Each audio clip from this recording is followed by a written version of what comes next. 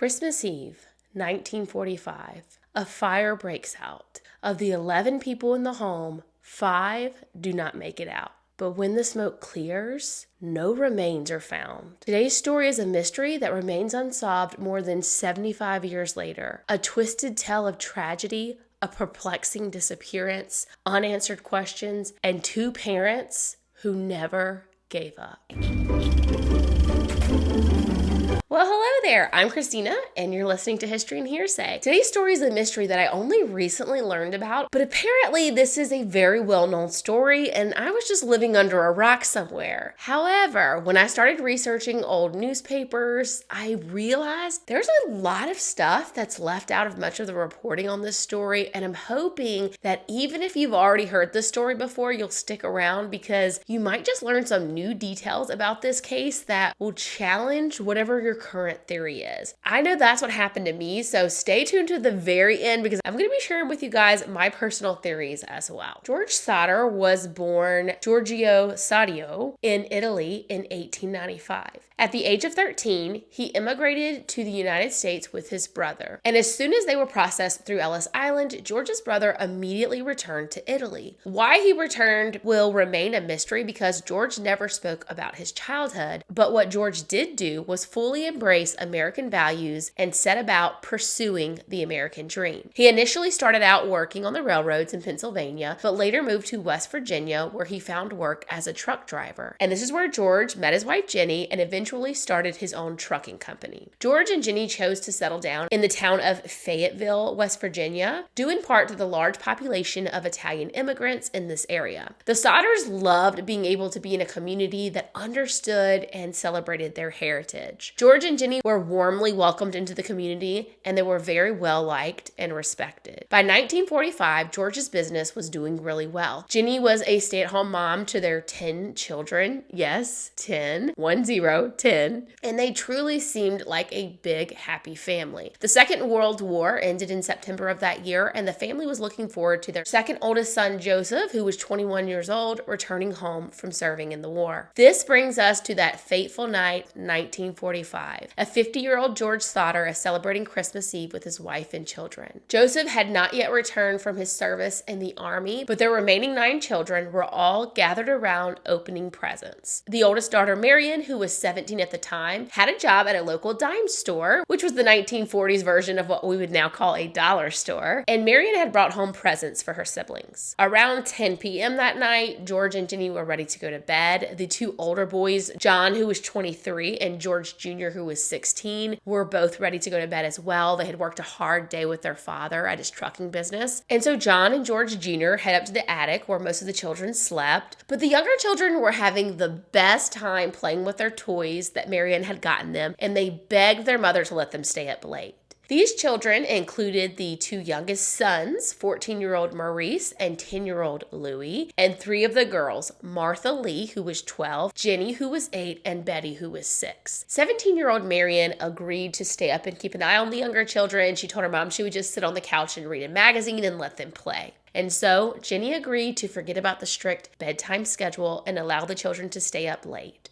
It was Christmas, after all. She reminded the children to do their nighttime chores of feeding the cows and closing the chicken coop. Then she took her 3-year-old daughter, Sylvia, and went up to bed with George on the second story of the home. Roughly 2 hours later, just after midnight, Jennie was woken by the phone ringing. She quickly ran to answer it, hoping that it wouldn't wake any of the children, and a woman whose voice she didn't recognize asked to speak to someone whose name Jennie doesn't know, and so she tells the woman that she must have the wrong number. But before she hangs up, she hears this really obnoxious laugh and what sounds like glasses clicking together. Jennie doesn't think much of this. It was probably just someone who was celebrating, had a bit much to drink, and dialed the wrong number. So she hangs up the phone and starts to tiptoe back to bed. But she notices that the downstairs lights are still on, and so she decides to go down and take a quick peek on the children. But when she gets downstairs, she notices that all of the little things that children typically do before bed haven't been done. All of the lights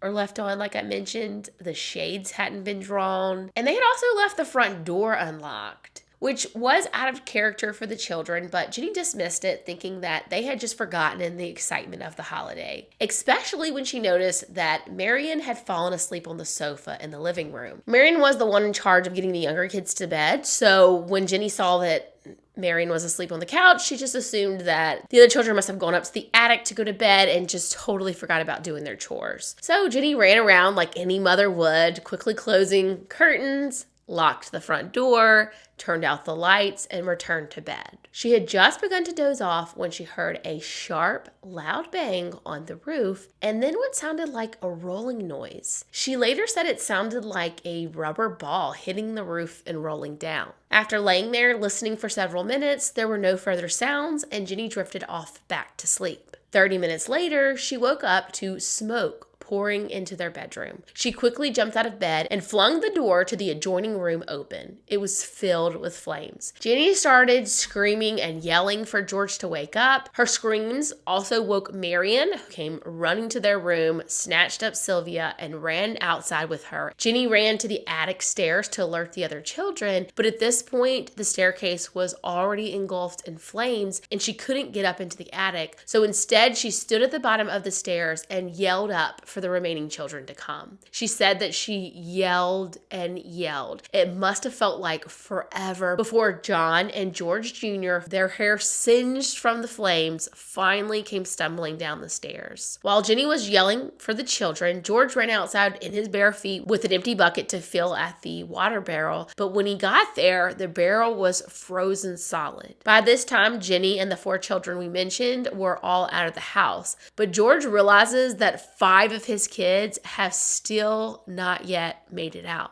The fire is spreading rapidly and the flames are too high for him to be able to get back in through the door. So he attempts to scale the side wall of the house to get into the attic, but quickly realizes that this isn't going to happen. And he remembers his ladder that's always in the same place about 10 feet from the house. But when he gets to where he keeps his ladder, it's not there. It's always there. But on this night, it's nowhere to be seen. George knows that every second matters and he can't waste time looking for his ladder, so he scrambles to come up with another idea to reach the attic. That's when George thinks about the 2 work trucks that he has parked in his yard, and he decides that maybe he can move those closer to the house, climb up on top of them, and somehow reach the attic that way. During all this chaos, Jennie had tried to call the fire department, but the phone line was dead, and so when she got outside, she had sent Marion to go to the neighbor's house and have them call the fire department. When Marion got there, the neighbor had already seen the fire and had been attempting to call the fire department, but had been unable to get anyone on the line. Meanwhile, George and the 2 oldest boys are working on the plan with the trucks, but here again, the same bad luck they've been having all night continues because they can't get either of the 2 work trucks to start. Now, this has been noted as one of those odd things about this story because they had just used these work trucks the day before and they weren't having any mechanical issues or anything with them. But the general consensus is that it was just a really cold night and the engines wouldn't turn over simply because of the cold. At this point, there were a lot of neighbors gathered into the Sodders' yard. Some of them were trying to help figure out how to get the kids out, and others were frantically trying to get in touch with the fire department. But it was too late. George, Jennie, their 4 surviving children, and all of the neighbors stood in shock and horror, helpless as they watched their home burn to the ground, presumably with 5 of their children still inside. From the time Jennie woke up to the smell of smoke until the home was completely burned to the ground had taken only about 45 minutes. In his initial interview after the fire, the oldest son, John, had said that he had attempted to shake his younger siblings awake, but he later changed his story to say that he never saw his younger siblings. Now, George and Jennie believed that John only said that he shook his siblings because he felt guilty that he had left them behind. He had likely been extremely disoriented and just left the attic without his siblings. The smoke was super thick and he really probably would not have been able to see them even though they were in the same room with him. For the rest of his life, John refused to talk about the fire, and I can really only imagine how awful he must have felt. Of course, none of this was his fault, but I'm sure he had a lot of guilt about not being able to save his siblings. A local who had gone into town to reach the fire department finally reached the fire chief on the phone, but they still did not arrive for more than 7 hours. Now, this fire department was strictly volunteer. A lot of them were in those days. And the fire chief at the time claimed that he was unable to drive the truck himself. I don't know if he knew how or if it required 2 people or what the deal was with that. But most of the young men who typically were there to help him put out fires had all been drafted into the army. And even though the war was over, most of them had not returned home yet. And on top of that, it was Christmas Eve at 1:30 in the morning. So it kind of makes sense that it was difficult for him to find people to come and help him. They had no central alert system back in those days like we have now to notify emergency officials. They basically just had to get on the phone and call someone and then have that person call someone else while you were calling someone else. It was like a real life game of telephone that they had to do. And so it does make sense that this antiquated process took quite a bit of time, but 7 hours? You would think at this point, they could have just driven around and banged on people's house doors, right? The fire station was only 10 minutes away from the Sodder home, and it's just hard to imagine how in the world it took 7 hours. Now, the only other thing I can say just in defense of the fire department is that maybe they knew that the home was going to burn down super quickly and there was nothing they could do. But the guy who called the fire chief did tell him there was 5 kids trapped inside. So I still don't know if that's really a good excuse for that whole situation. Leave me a comment down below and let me know if you know any more details about why it took 7 hours. It doesn't seem to add up. So of course, by the time the fire department gets there, 7 hours later, the only thing left to do is sift through the ash of the home and work to recover the remains of the children. The fire department and state police spent a grand total of 2 hours. Two hours sifting through things before coming to the conclusion that while they had not recovered any remains, the 5 children sleeping upstairs, Maurice, Martha, Louie, Jennie, and Betty, all perished in the fire. The inspector said that it must have been faulty wiring, though the Sodders didn't really agree with this assessment because they had recently put an electric stove in the home and all the wiring was newly installed by a qualified professional. And they had also had a recent inspection from the electrical company confirming that everything looked good. Despite this, I think George and Jennie's minds were more on their children. I feel like they were probably in shock. And in fact, George was actually treated for shock when he went to the hospital after the fire. They just had a really hard time wrapping their heads around the fact that they had nothing left for their children to bury. The fire department basically just assumed that the fire must have been so hot that everything was turned to ash, and that's why they couldn't find any remains. However, like I mentioned earlier, they only searched for 2 hours. I feel like I'm probably going to keep beating that dead horse, but 2 hours? Nowadays, when they're searching a scene, fire professionals will tell you that they're going to spend multiple days, if not weeks, searching this type of scene, especially if they haven't recovered anything. They're going to continue to look for quite a bit of time. Of course, most of these guys were just volunteers, but can't wrap my head around how anyone would think that 2 hours was enough time to search for anything. I feel like I would search longer than that for my keys. The fire department initially told George and Jennie that they would be back to do more searching, but when several days had passed and no one returned to continue the search, George got a bulldozer and dumped 5 feet of dirt in the hole where the basement had been. It sounds like he just really couldn't bear to look at this whole scene anymore, and he really wanted to make a memorial for his kids. So he and Jennie planted flowers on top of this little memorial. And at some point, someone from the fire department suggested to the parents that maybe they should just scoop up some of the ashes and bury those in place of their children's remains. Within 5 days, officials had ruled it a terrible accident and had issued death certificates for all 5 children, attributing the cause of death to fire or suffocation. Even though the Sodders didn't agree with the fire being caused by some type of electrical issue, they were so completely consumed with grief that I don't think they could really think about anything else. And it really does seem like they just accepted that their children had perished in the fire. That is until about a year and a half later, when several things happened. First, there was another fire nearby where 7 people had died. Now, during this time, the house fires were pretty common. They didn't have any of the fireproofing that we now put in our homes. And once a house caught fire, it would burn to the ground extremely quickly, much in the same way that the Sodders' home did. Jennie's reading about this fire. What catches Jennie's attention is that in this fire, the skeletal remains of all 7 people, one of which was a 3-month-old baby, were all found. So at this point, kind of starts to seem unlikely to Jennie that nothing was left of her children. So she starts doing experiments by placing chicken and pork chop bones in a wood-burning stove. She burns them in there until the fire goes out, and each time the bones still remained. They would be a little charred, but still completely intact.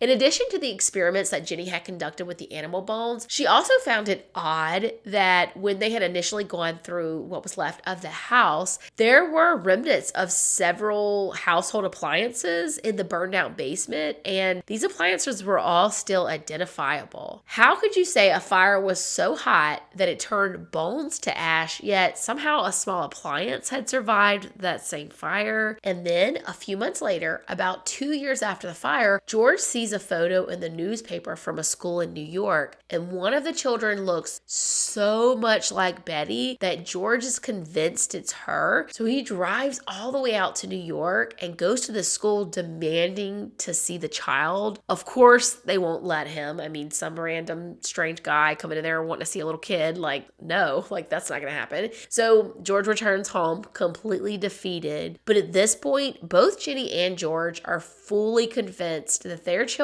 did not perish in that fire. And of course, as anyone would do after a tragic event, the Sodders started going over things in their mind. They started remembering odd things that had happened around the time of the accident, things that they didn't think much of at the time, but now, in light of everything that had happened, started to feel a bit suspicious. There were several instances of strangers being parked on their street, something that had seemed odd enough to notice at the time, but not alarming enough to investigate. There was also a stranger who had showed up a few months before the fire, asking if they had any odd jobs that he could do for them, and when they had turned him away, he had pointed up at their 2 fuse boxes and said, "This is going to cause a fire someday." George said that he thought it was strange at the time because it was not long after he had just had the wiring checked by the local power company. The 2 older Sodder sons also recalled that just before Christmas, they had noticed a man parked along US Highway 21, intently watching the younger kids as they came home from school. And that ladder that was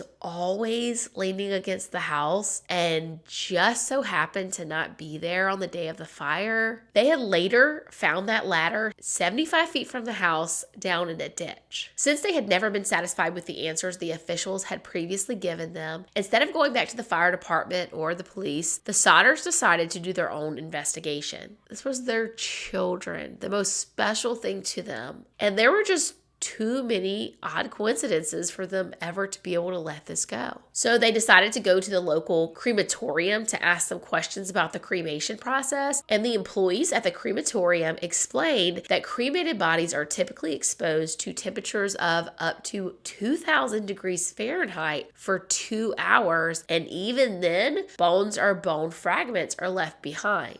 They explained that after the body has been cremated, it's standard practice that the bones have to then be crushed up in order to mix them with the ashes. This information further confirmed George and Jennie's suspicions that something was not adding up here. So, one of the main reasons that the fire department had determined that this was an electrical fire was because of how the electrical box itself had burned. But George was adamant that this could not have been an electrical fire. In addition to the new wiring and passing an electrical inspection and all that, George also insisted that there were a lot of lights that were on and working in the home during the fire. Jennie also very clearly remembered that the lights were working because she said that the smoke was so thick. Had the lights not been working, there was no way possible they would ever have been able to find their way out of the home. They also kept coming back to the fact that their phone hadn't worked. They, of course, had gotten that wrong number or prank call just an hour prior to the fire. And so whatever happened to the phone had to have happened pretty recently, and they felt this must therefore be related. Initially, it was thought that maybe the phone lines had already burned up before Jennie had time to make her phone call. But after the fire, when someone from the phone company had come out to make repairs to their lines, he had discovered that the phone line had been intentionally cut. And he knew it had been intentional because the lines were really high up off the ground. And so it wasn't something that, maybe somebody had been working and accidentally cut or something. Like, you had to intentionally go up there and do that. And then there was another odd thing. One day, the family goes to visit the little memorial area that George had made over the remains of their burned down home. And Sylvia's playing in the dirt nearby when she finds a small, hard, dark green rubber ball-like object in the brush nearby, which George felt looked like a napalm, or what they would call a pineapple bomb, or as you and I know it, a hand grenade, like the one they would have used in the war. Yeah, their child just found a used one of those in their yard. Now, if you put that with the noise that Jennie had heard during the fire, that is extremely suspicious, you have to admit.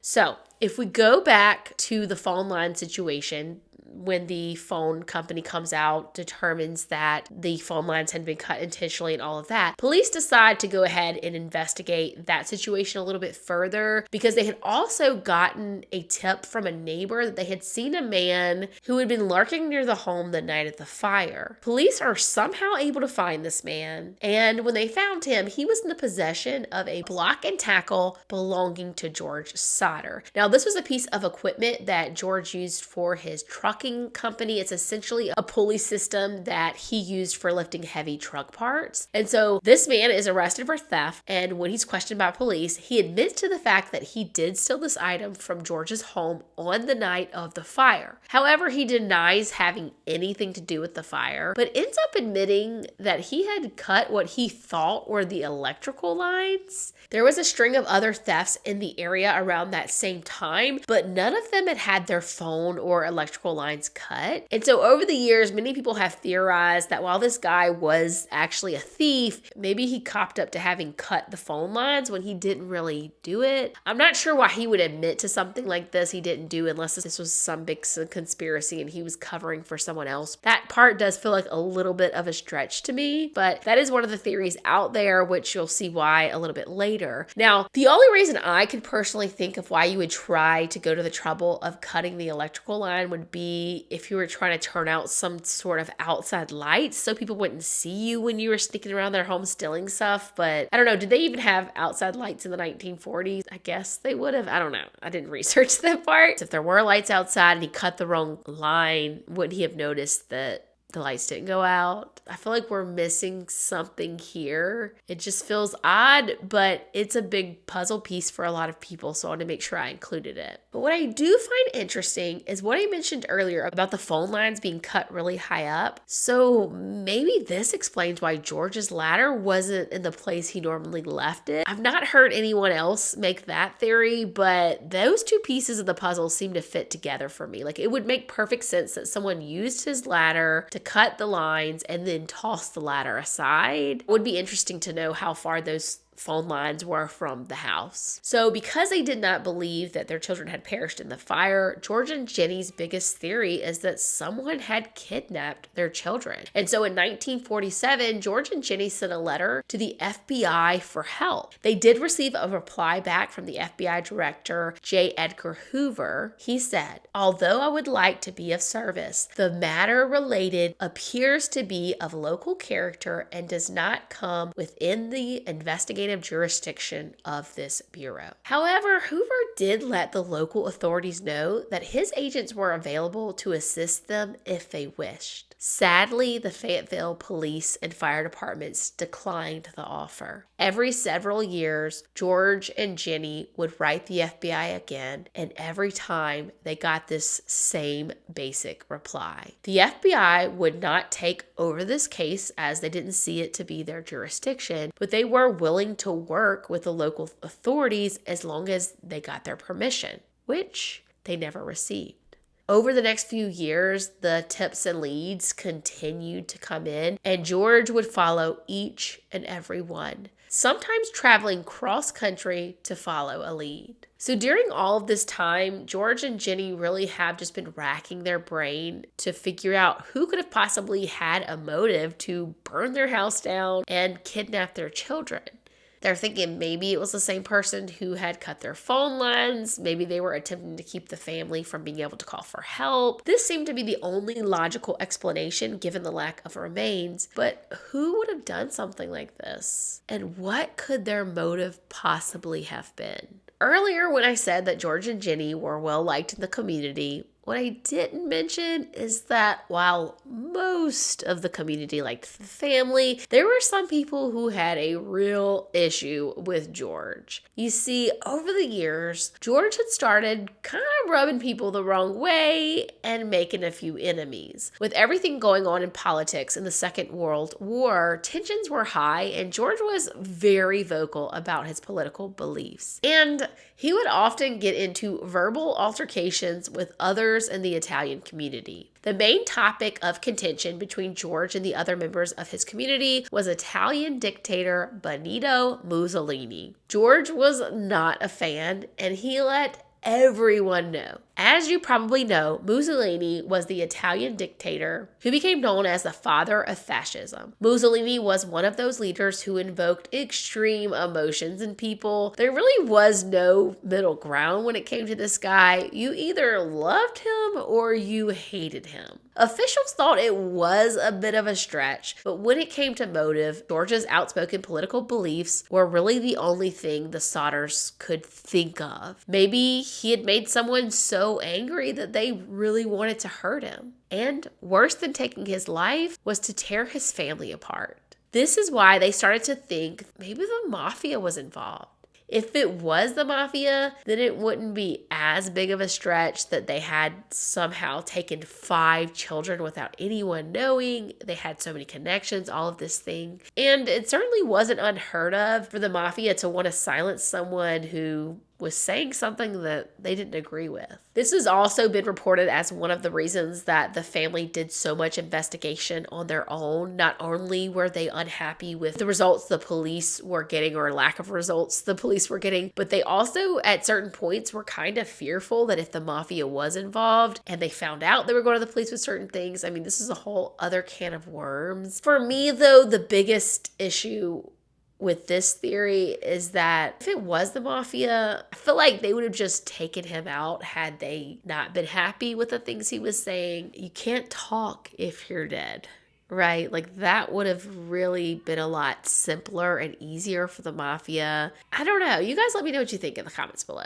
The police didn't really seem to take the idea that the Mafia could be involved seriously at all. They felt like this was stretching it a bit too far to even really consider it. There are a couple of other things that go along with the Mafia theory. We'll get back to those in a bit.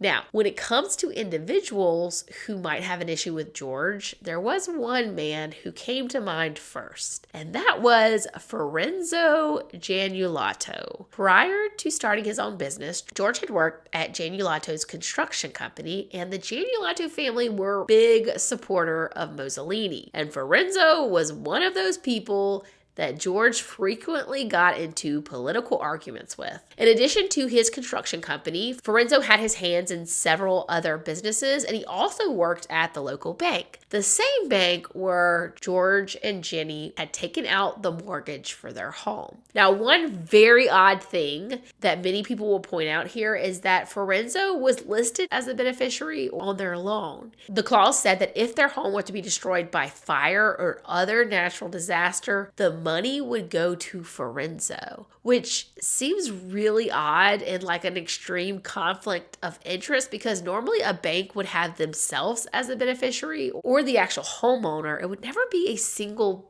employee of that bank. Now, Forenzo had actually co-signed on the loan for the Sodder family home. So I guess at some point Forenzo and George must have been on good terms. I guess they weren't always enemies. This is a detail that many people miss when they're reporting on this story. So this kind of makes it a little less suspicious that Forenzo would have been the benefactor on the policy and maybe not as odd at all. So at this point, the story can get a bit confusing because Forenzo had a cousin by the name of Calente Janulato. And both Forenzo and his cousin are involved in the story right before and after the fire. Some sources you will find will contribute certain things that happened to Forenzo, and then some sources have them reversed, so they'll say the cousin did that. So it does get a little bit mixed up. Just know that it all still kind of comes back to Forenzo, and you'll see what I'm talking about in a second. But we do know that a salesman tried to sell George life insurance policies on his kids shortly before the fire, and some sources will report that it's one of these two men. There's a third man that some people say actually was the salesman, and this is Russell Long. Either way, though, this guy was a friend of Forenzo's, and it's believed that Forenzo was the one who asked him to actually just show up on the Sodders' doorstep and try to sell them these life insurance policies. So whether or not it was Russell Long or Forenzo's cousin, it all still came back to Forenzo, and so that's why this kind of goes in the Forenzo had a motive column. George had refused the life insurance policies, and somehow this has ended up being a heated argument. It was reported that George ended up throwing the guy out of his house, and this insurance salesman is irate, and he's yelling at George, and he threatens George. He says, "Your house is going to go up in smoke, and your children are going to be destroyed. You're going to pay for the dirty remarks you have been making about Mussolini." Now that is suspicious. There's another little detail, and that is 2 months prior to the house fire, Forenzo had increased the original payout amount of the Sodders' home insurance policy. Now, it is unclear if this was done with George Sodder's knowledge or if this is something that Forenzo had done on his own, but the various coincidences and the known dislike between Forenzo and George, a lot of this just feels suspicious. It just feels like a lot of coincidences for it not to mean something. But starting a fire is one thing. Destroying someone's entire family is quite another. All of these pieces of information are just circumstantial, and there's not really anything concrete to go on. All throughout this case, George and Jennie were really frustrated with the lack of progress in the investigation. Like I've mentioned several times before, they really felt that the police had been too quick to determine that this was an accident, and they really hadn't investigated anything properly. While there was evidence that the police had checked into quite a few different leads, they never found anything substantial, and it does appear that the police came to their conclusion really quickly. Like I said, their search of the initial site of the fire was so quick, and within 5 days they had not only completed their entire investigation, determined the cause of death, and issued death certificates for all children within 5 days.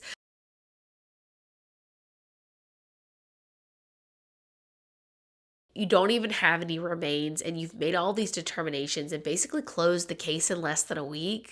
It really does not feel like good police work, so I definitely sympathize with the family in this situation. It just feels like from the very beginning, police and fire officials were just convinced that this was a tragic accident. Now, you could chalk this up to maybe the police were just trying to settle things really quickly for the sake of the family. They knew this was a really hard situation, and they wanted to make it as quick and painless as they possibly could. But this just is not what the Sodders wanted. It almost made it worse that the investigation didn't take longer. They felt that the police's efforts were half-hearted at best, and they had to take matters into their own hands and get some outside professionals on their side who would do a thorough investigation. So over the years, the Sodders hired several private investigators to work on the case. And the second PI that they hired was a man by the name of Oscar Tinsley. Now, Tinsley was really interested in the various coincidences involving the Janulato family. He thought it was really interesting that George had reported being threatened about the life insurance issue and a lot of the other things that had gone on. Yet the police never once questioned Forenzo. So PI Tinsley is going over the entire case again with a fine-tooth comb, and he discovered something that he thought had the potential to blow this case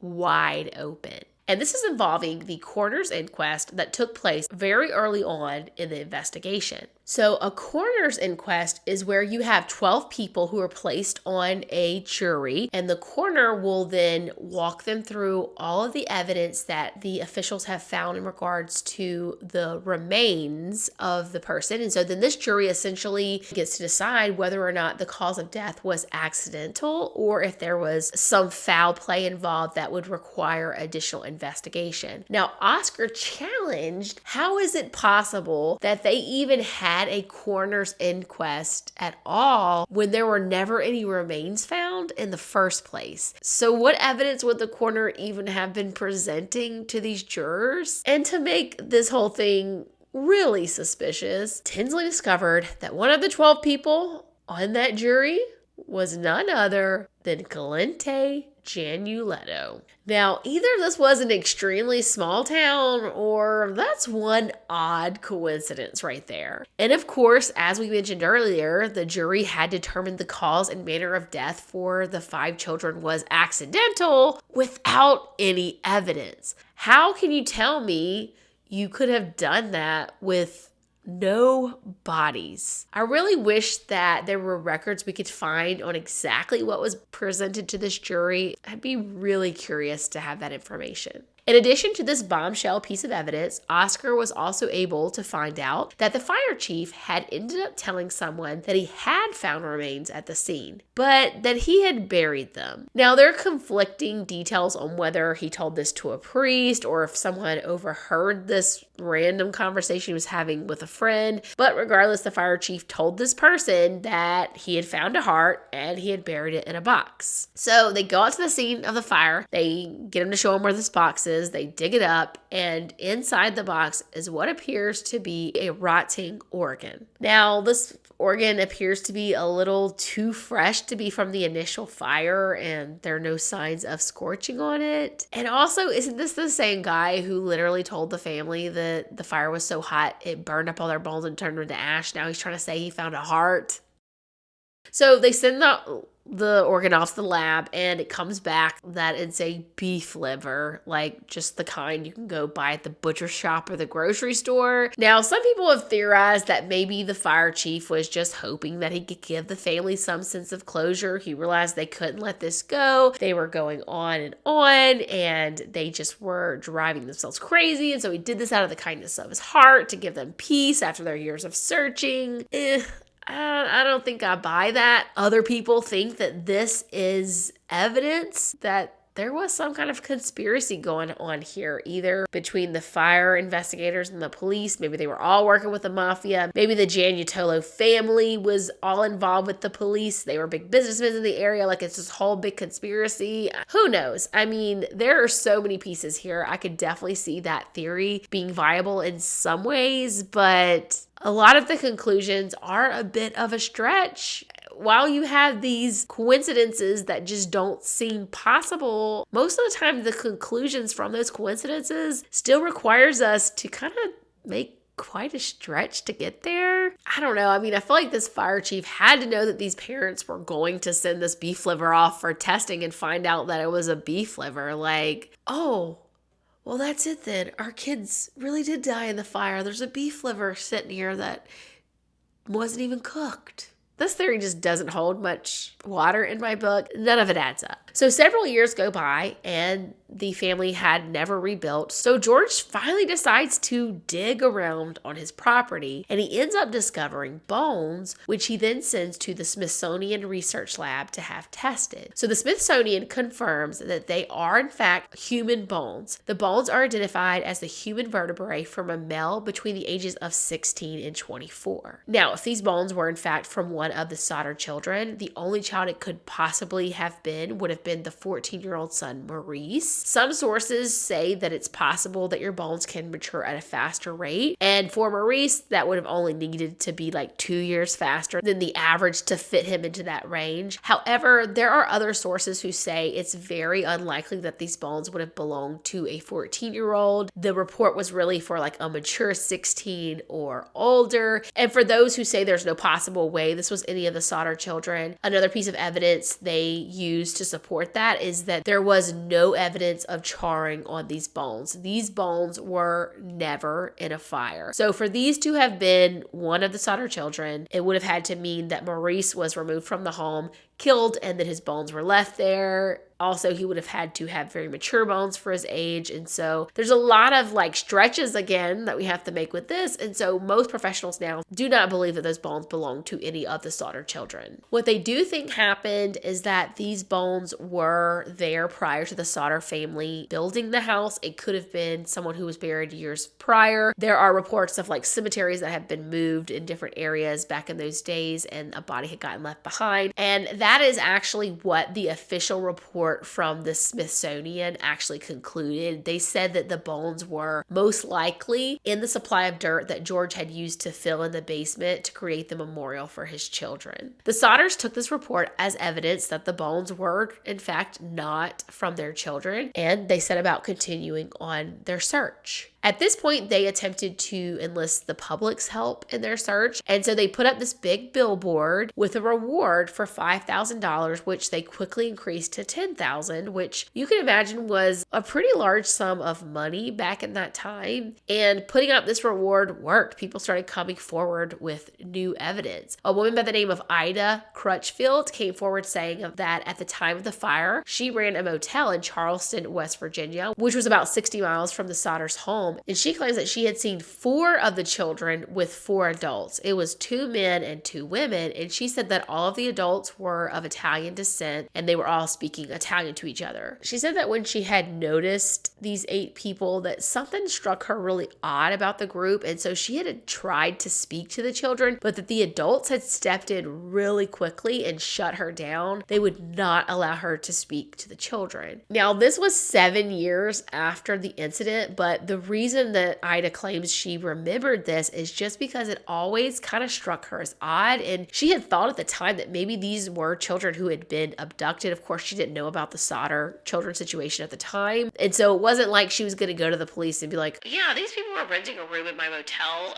and they just seem weird to me. Come check them out. You know, especially back in those days, you wouldn't have done something like that. She said the group had rented several rooms and they were gone really early the next morning. Unfortunately, because this had happened 7 years ago, there wasn't much that the Sodders could do with this information. Now, there were other people who came forward with possible sightings, but none of them really turned out to be credible. Most just seemed like people coming out of the woodwork because money was being offered. There was one woman who claimed she had seen children being pushed into a car with Florida license plates on it. Now, interestingly enough, Jennie had a brother who lived in Florida. So Jennie reported to police that maybe her own brother had kidnapped her children. Jennie's brother ended up getting a visit from police and actually had to prove that the children living in his home were his own children. So I don't know, that was probably a messy situation. Another woman came forward, said she had seen the children at a diner that night around the same time as the disappearance. Again, this was another situation where maybe that would have been helpful the same week as the fire, but so many years later, there wasn't much they could do with this information. And so all throughout George and Jennie's investigations, these tips that came in may not have been helpful in finding their children, but it just made them more convinced than ever that their children were out there and they had just been taken against their will. But what they couldn't figure out after all these years is that if their children were still out there, how had someone not discovered them at this point? There were theories about maybe them being stolen and adopted out into different homes, but the children were old enough to know who they were. So if something like that happened, then how had they not been brought back? And this is what made the Sodders begin to theorize that maybe their children had been taken out of the country. Fast forward to 1967, nearly 20 years after the fire, and the Sodders have still not given up the search for their children. And they get a letter that was mailed to them from Central City, Kentucky. Inside the letter is a photo of a man who appeared to be in his 30s. George and Jennie immediately think that this resembles their son, Louis. On the back of the picture is a handwritten note that says, Louis Sodder, I love my brother Frankie. ILIL, boys A 90132 or 35. So, if you're watching this episode, I'm going to put a photo of what they received next to a photo of Louis. And you guys have to admit, they look eerily similar. This really could be their son. And so, of course, when George and Jennie get this, they get super excited. Maybe their son really is still out there alive and they have a chance of finding him. Now, when it comes to the writing on the back of the photo, George and Jennie are a little confused because they know that obviously they don't have a son named Frankie, so Louis doesn't have a brother named Frankie, but Jennie did. And this bit of information, oddly enough, seems to implicate the brother who was in Florida that Jennie had previously accused, but he had been cleared. So here once again is just another odd coincidence that makes this story just seem like all these different pieces should fit together and they just don't. Now, when it came to the numbers, they thought that maybe this could be a zip code. The zip code system had just recently been implemented in the United States, and so that was their first thought. Unfortunately, that was a dead end because there were no zip codes in the United States that matched that number, but they did represent an area code in Italy. More specifically, in an area of Sicily that was the home base for, you guessed it, the Sicilian Mafia. So here we go, another random piece of information that feels like a stretch but fits into the theory of it being the Mafia. George was super outspoken about Italian politics back in the day, and maybe someone in power wanted to send them a message. George and Jennie must have felt that the police weren't going to take this seriously, or maybe like I mentioned earlier, they were scared because they thought it was highly probable that the Mafia were involved. And so instead of going to the police, they hired their own private investigator once again to go down to Kentucky, where the letter was mailed from, and see what he could find out. This PI goes down to Kentucky and is never seen or heard from again. So the Mafia got him. Or he was just a terrible human being who stole their money and made a run for it. Either way, later that same year, the Sodders received a letter from a woman in Houston, Texas, saying that she had been at a bar and had met a man and a woman. They were all drinking, having a good time. Everybody was loosening up. And the guy started to get really chatty. And he's claiming that they are Louis and Marie Sodder, two of the missing children. And so this time, George and Jennie are not going to leave this up to some PI who might take their money and run. And George decides to go down and look into this tip himself. They started to realize that not only did these possible zip codes or area codes match Italy, but they also matched postal codes in Mexico as well, which is a heck of a lot closer to Texas than Italy. So this opens a whole new can of worms as far as theories go, because they start thinking maybe someone had taken their children to Mexico and some of the kids had escaped and come back over into the United States and were now living in Texas. Being a man of action, George decides to take matters into his own hands and heads down to Texas to settle this for himself. Once in Houston, George wasn't able to find the woman who had sent the letter, but somehow he was able to find the man who was claiming to be his son. Apparently, this guy was just running around telling everyone who would listen that he was Louis Sodder. So while George starts asking around, people are like, oh yeah, we know that guy. And so George is able to get this guy's actual home address. George goes to his house, he knocks on the door, and this guy lives in this home with his brother. But once George tells his whole story, both men completely deny that they are the Sodder children. George was so convinced and said he sat there and pressed them to get them to admit that they were his kids. These men had similar features to his own children. They had been telling everyone in town that they were the missing Sodder children. children. He just couldn't accept that these weren't his boys. They insisted they weren't. And I think the saddest part of the story to me is that more than likely these two guys resembled his kids because they were Italian, and so they had similar features, and they were really just using this as like a bar story to kind of get girls, or people sometimes do is make up crazy stories to impress people when they're out in the bar or something like that. I really feel like that's all these guys were doing. But their actions end up just causing so much torment for this poor grieving father. It's reported that George was devastated when he left Texas. He couldn't understand why his sons would ever deny being his sons. And it said that George truly believed that these two were his missing children until the day he died, which was only about 2 years later in 1969. Jennie lived for another 20 years after George had passed, and she died in 1989, having never gotten any answers as to where her children had gone. 23 years after the fire, George had said in an interview once that it's hard sometimes to get to sleep at night just wondering about them.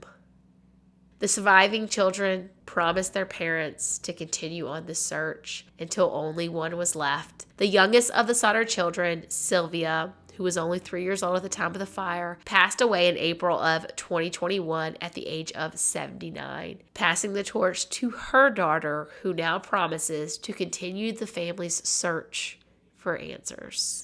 So I have multiple theories on this one. My initial theory was like, okay, so maybe they all went outside to do their chores. Marion was sitting on the couch waiting for them to come back in so she could go like tuck them into bed or whatever. She falls asleep on the couch and doesn't realize that they haven't come back inside and they were kidnapped while they were out there. Maybe whoever took the kids had threatened to keep them quiet by saying they were going to hurt their family if they ever revealed who they were. Or maybe they told the kids their families had been burned up in the fire. But the more I researched the case, the more I found those little extra details that I kind of weaved into the story today that were hidden in various newspaper articles. And they explained in a way a lot of the coincidences. Now, while there's still a lot of questions, once I found those little tidbits that I've kind of put in the story, it did answer a lot of my questions about them disappearing. Initially, I really was thinking like, there's no way you're not going to have remains if they died in this fire. But once I learned that they really only looked for 2 hours, they never came back, the investigation of the actual site itself was so mishandled, the more I started to lean towards the fact that maybe these children did perish in this fire and the remains were there. They just weren't unearthed or uncovered. I'm not 100% convinced though.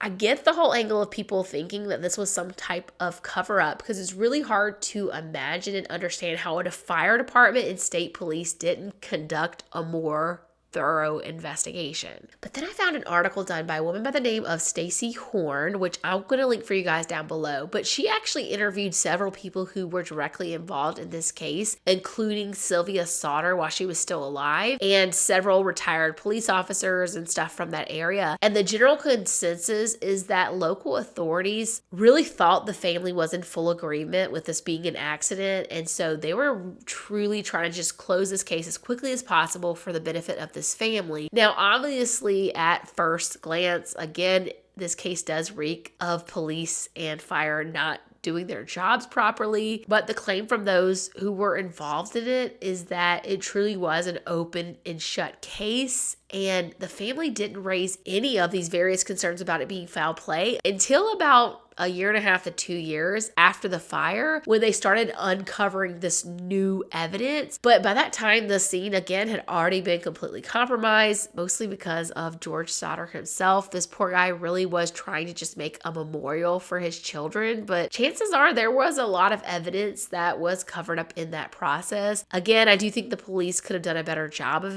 investigating regardless of what their feelings were, but I also feel that maybe this was a little bit more normal during that time period, that they would try to close cases as quickly as possible when it involved kids. Of course, we've learned a lot more things over the years, which is why we now don't handle it that way. It's just really a shame because the mishandling of the scene is what caused this family not to discover any remains if they were there, and they could have gotten some sense of closure had this all been done properly. The various experts that Stacey Horn spoke to with her piece stated that they see this a lot in their field. They said that people will initially accept when a tragedy happens to them, but then a year or two goes by and the family will start to question every little detail. The officials that Stacey spoke with were saying that this is a normal part of the grieving process for families that are having a hard time to accept what's happened. And this theory kind of holds a lot of weight when you think about the fact that George and Jennie just kept on seeing people all over the country and thinking these had to be their children. It kind of seemed like that happened quite a bit for them, which again, I can understand, but it does make them seeing their children a little less credible, and it does make it feel a bit more like they were wanting to see their children and this was grief that was causing them to see their children when these people really were probably just other people of Italian descent who looked similar. I mean, you do have to admit that that grown-up photo of Louis really does look like their son. And now, I mean, there is still the fact it's like, if the children really did die in the fire, that would have to mean that someone was sending them these photos just to torture this poor family. Like,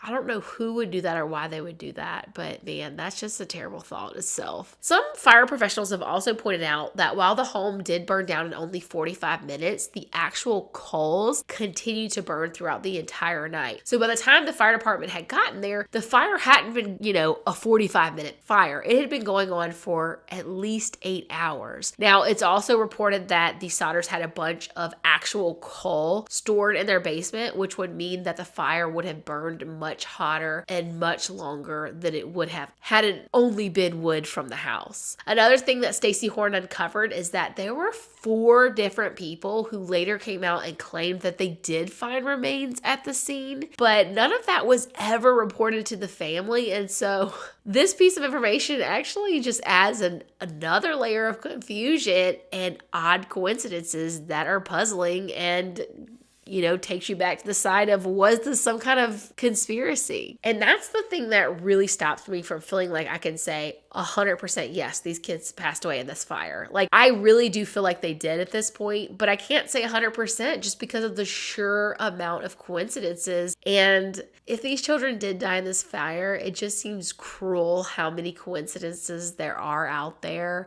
I'm normally one to say that this many coincidences don't just happen. Like, there has to be more here. So I really feel for this family because I don't think I would have ever been able to let this go either. What I don't understand is how they didn't just keep digging at their house. I feel like that's what I would have done. But at the same time, I guess they had so much hope that they felt it was more worth their time to go out in the world and try to find their kids because they believe their kids were not in the dirt. One last thing I do want to say is that I feel really bad for the other Sodder children who survived. This had to have really affected their lives in a big way. Not only just survivor's guilt kind of thing, but also their parents were constantly chasing down new leads, and I'm sure that couldn't have been easy. I'm sure their parents were just never the same. They probably didn't parent them the same that they had before. I'm sure there was a lot more stress and anxiety in their house for the rest of forever. They were just running around trying to find the other half of their children. I just can't imagine how difficult that had to have been. And like I mentioned earlier, John really seemed to have suffered from that. I mean, he was 23 years old. He probably really thought there was something that he could have done. And as a parent myself, I know there would never be an option to quit searching for your kids until you get some kind of closure. And so it's just so sad. Again, I honestly can't say I have a firm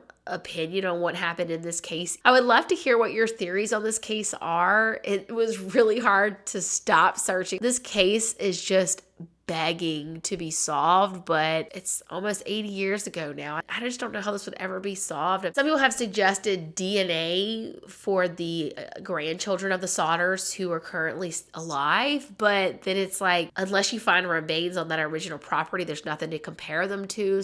But you never know. Some new information could still come out, and it could be the Sodders' grandchildren who are able to finally discover what happened to their aunts and uncles. Leave your theories in the comments down below. And until next time, I'll catch you right here in the next one.